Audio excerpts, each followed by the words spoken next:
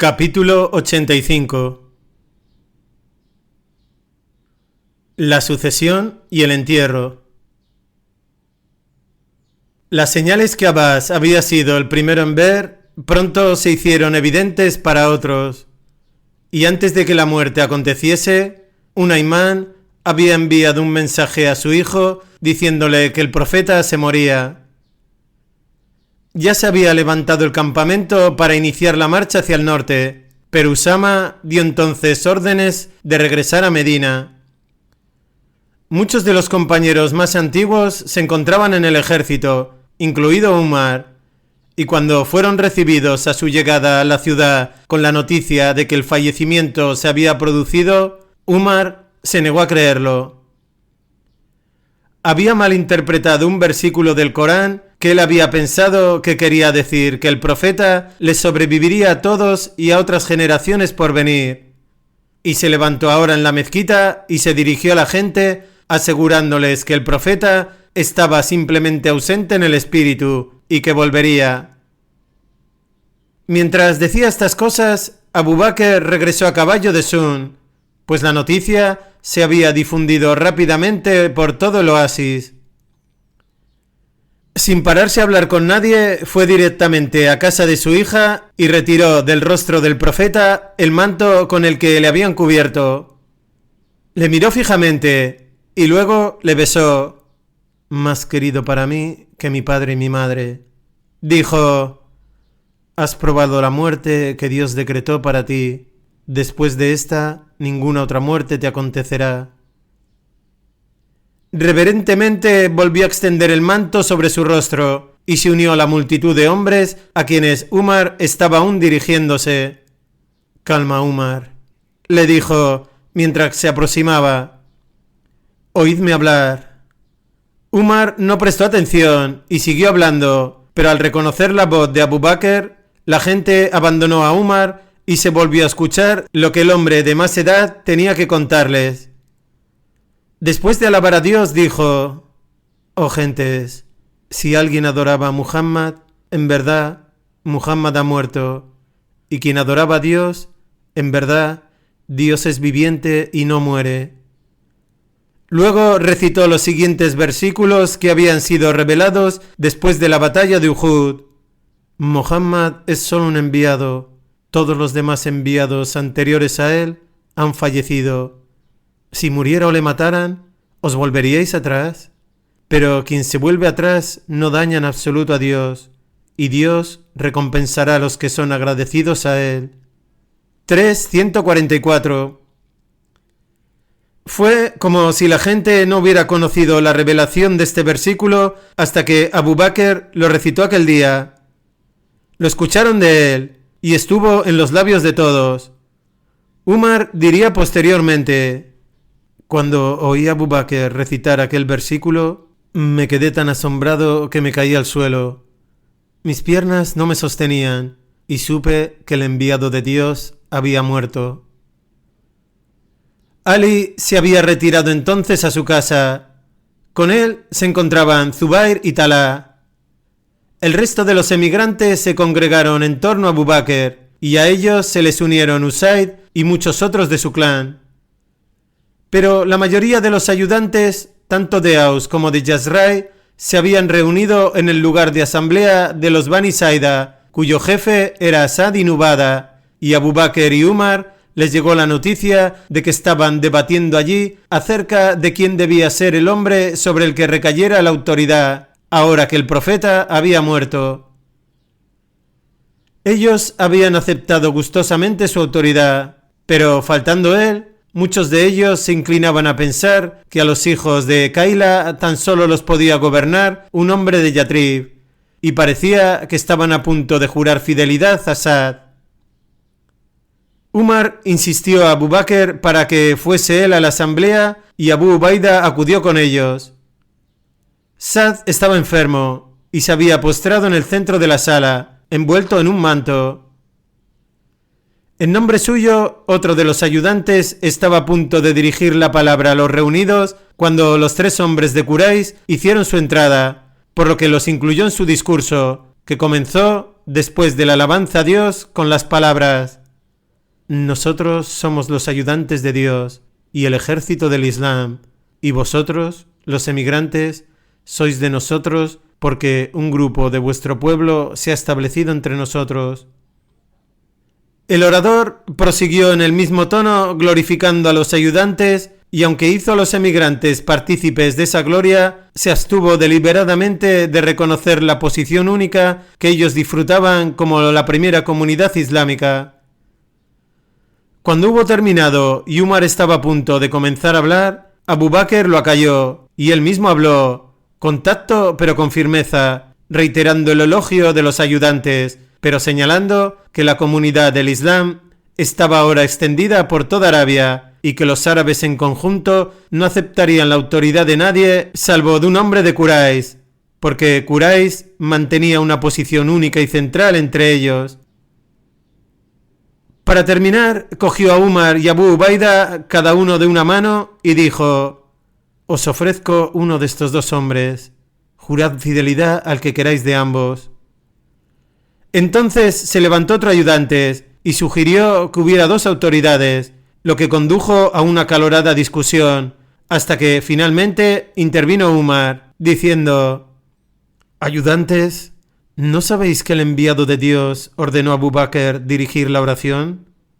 Lo sabemos, respondieron, y Umar siguió: entonces, ¿quién de vosotros querrá tomar precedencia sobre él? No permita Dios que tomemos precedencia sobre él, contestaron. Ante lo cual Umar tomó la mano de Abu Bakr y le juró fidelidad, seguido de Abu Ubaida y otros emigrantes que para entonces se les habían unido. A continuación, todos los ayudantes que se encontraban presentes juraron igualmente fidelidad a Abu Bakr, con la excepción de Saad, que nunca le reconoció como califa. Nota: en árabe, Jalifa, siendo el título completo Jalifat Rasulullah, vicerregente del enviado de Dios, y que acabó emigrando a Siria. Cualquiera que hubiera sido la decisión de la asamblea, habría sido inaceptable que cualquier otro dirigiese las oraciones en la mezquita de Medina en lugar de Abu Bakr, mientras él estuviera allí. Y al alba del día siguiente, antes de dirigir la oración, él se sentó en el minbar y Umar se levantó y se dirigió a los congregados, pidiéndoles que jurasen fidelidad a Abu Bakr, al que describió como el mejor de vosotros, el compañero del enviado de Dios, el segundo de los dos cuando estaban ambos ocultos en la cueva. Corán 9:40. Una reciente revelación había recordado el privilegio de Abu Bakr de haber sido el único compañero que había acompañado al profeta en aquel momento crucial. Y a una sola voz toda la asamblea le juró fidelidad, todos salvo Ali, que lo hizo más tarde. Nota: después de la muerte de Fátima, unos meses más tarde, Ali le dijo a Abu Bakr: conocemos bien tu preeminencia y lo que Dios te ha concedido, y no sentimos envidia por ningún beneficio de los que Él te ha hecho llegar. Pero tú nos confrontaste con un hecho consumado, sin posibilidad de elección, y sentíamos que teníamos algún derecho en este asunto por nuestro parentesco cercano con el enviado de Dios. Entonces los ojos de Abu Bakr se llenaron de lágrimas, y dijo: por aquel en cuyas manos está mi alma, preferiría que todo marchara bien entre la familia del enviado de Dios y yo, a que lo hiciera entre mi propia familia y yo. Aquel día a mediodía, exculpó a Ali en la mezquita por no haberle reconocido todavía como califa, ante lo cual Ali afirmó el derecho de Abu Bakr y le juró lealtad. A continuación, Abu Bakr alabó a Dios y le dio gracias y se dirigió a ellos diciendo: se me ha dado la autoridad sobre vosotros, y no soy el mejor de vosotros.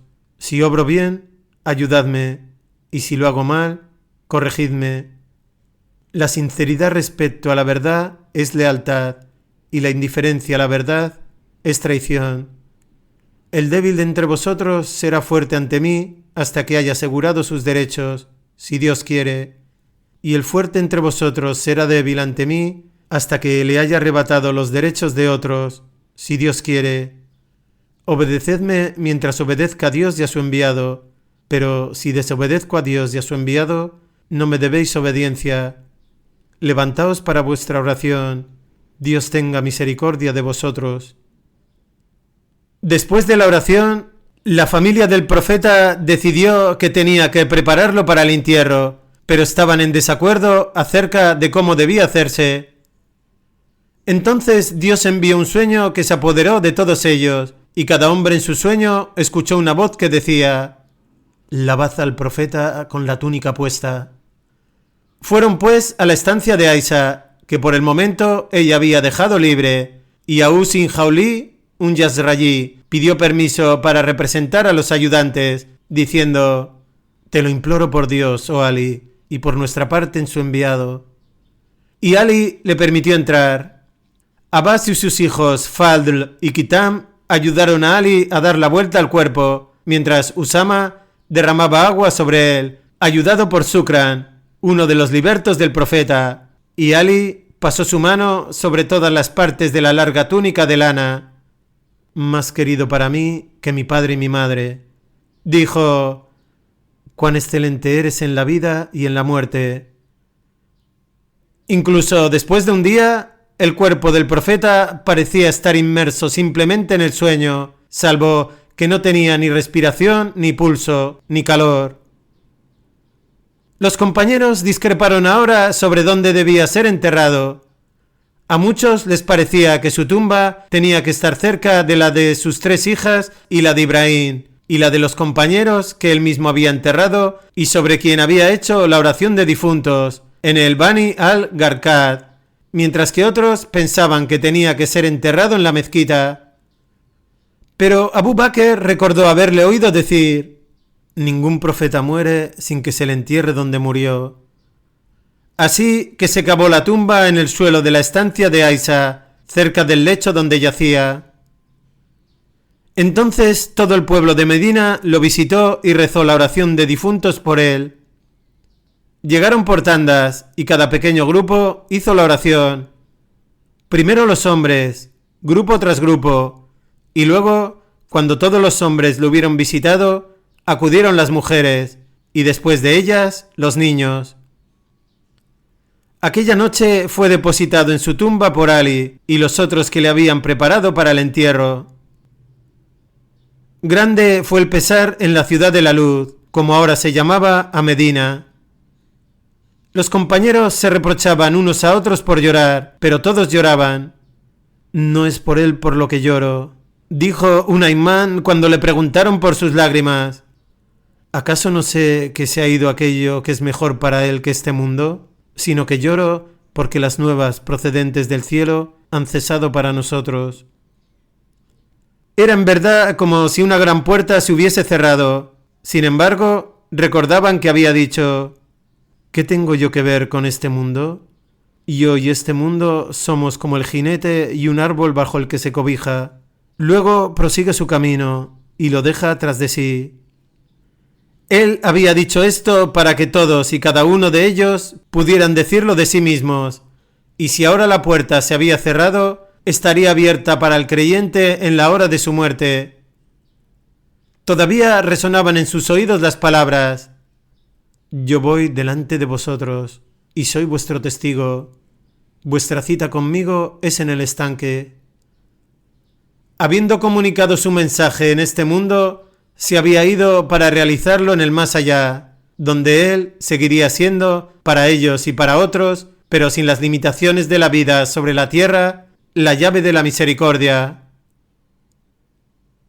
Nota: este y otros títulos que le siguen están tomados de las letanías tradicionales de los nombres del profeta. La llave del paraíso, el espíritu de la verdad, la felicidad de Dios. En verdad, Dios y sus ángeles bendicen al profeta.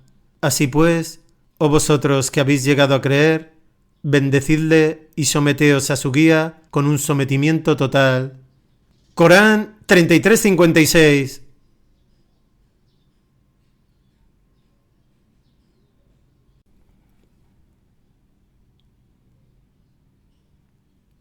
Acerca del autor. Martin Links nació en Burnage, Lancashire, Inglaterra, en 1909. Después de asistir a la escuela pública en Inglaterra y en Estados Unidos, asistió al Clifton College en Bristol, Inglaterra, y luego estudió literatura inglesa en la Universidad de Oxford. Allí fue alumno de quien sería después amigo íntimo, el escritor y erudito C.S. Lewis. En 1939, Links viajó a Egipto a visitar a un amigo que daba clases en la Universidad de El Cairo, además de ayudar al musulmán francés y sufí René Guénon. Links y su amigo compartían su interés por la filosofía de Guénon, que postula que todas las grandes religiones surgen de la misma sabiduría eterna. La inoportuna muerte del amigo de Links en un accidente de equitación le impulsó a aceptar la plaza que su amigo había dejado vacante en la universidad, y tras convertirse al Islam, Links se hizo discípulo de Guénon. Durante 11 años, Links enseñó inglés en la Universidad del Cairo, mientras vivía con su esposa, Leslie Smalley, acerca de las pirámides. Además de su enseñanza y su práctica espiritual, su profundo amor por la lengua inglesa y específicamente por Shakespeare le llevaron a producir anualmente obras de Shakespeare, ofreciendo a sus alumnos el regalo del teatro e incluso lanzando la carrera de uno de sus alumnos en la industria cinematográfica egipcia. En 1952, la inestabilidad política obligó a Links a regresar a Inglaterra, donde obtuvo una licenciatura en estudios árabes y un doctorado en la School of Oriental and African Studies de la Universidad de Londres. Su tesis sobre el maestro sufí argelino Ahmed al-Alawi se convertiría posteriormente en su libro Un santo sufí del siglo XX, publicado en inglés en 1961. A este libro, precedido solo por su obra El libro de la certeza, la doctrina sufí de la fe, la visión y la gnosis, escrito originalmente en árabe y publicado en inglés en 1952, le siguieron 23 contribuciones literarias sobre temas que van desde la poesía y Shakespeare a la caligrafía y la filosofía espiritual. Antes de su prolífica producción literaria, sin embargo, Links fue contratado por el British Museum en 1955 como ayudante del conservador de manuscritos y libros orientales antiguos. Fue ascendido a conservador en 1970 y ese mismo año empezó a realizar también esas mismas funciones en la British Library. Mientras ocupaba ese puesto, pudo estudiar diversos manuscritos, lo que le llevó a la publicación de obras como Islamic Calligraphy and Illumination, 1971, y The Quranic Art of Calligraphy and Illumination, 1976. Además de la influencia de René Guénon, Links fue inspirado también por el filósofo alemán Friedrich Schuon, de opiniones similares a las de Guénon. Links tomó a Schuon como su maestro sufí, y las obras de Links, por ejemplo, Ancient Belief and Modern Superstition, 1964, y The 11th Hour, The Spiritual Crisis of the Modern World in the Light of Tradition and Prophecy, 1989, reflejan la influencia de Schuon. La amplitud del conocimiento de Links sobre el Islam y su profunda internalización de la fe es evidente en su clásica e internacionalmente aclamada biografía Muhammad, una biografía basada en las fuentes más antiguas, publicada por primera vez en inglés en 1983. El libro ha sido traducido a 12 idiomas y ha recibido numerosos premios, entre ellos el reconocimiento como mejor biografía del profeta en inglés en la National Sharath Conference en Islamabad, Pakistán. A partir de este éxito, Links pasó a ser un miembro influyente de la sociedad musulmana occidental, lo que le llevó a actuar como consejero del World of Islamic Festival Trust. Con frecuencia, Muhammad fue el tema de las numerosas conferencias que Links impartió por todo el mundo, incluida la que dio ante una audiencia de 3.000 personas en Inglaterra, solo 10 días antes de su muerte, el 12 de mayo de 2005, en conmemoración del nacimiento de Muhammad. La paz y las bendiciones de Dios sean con él.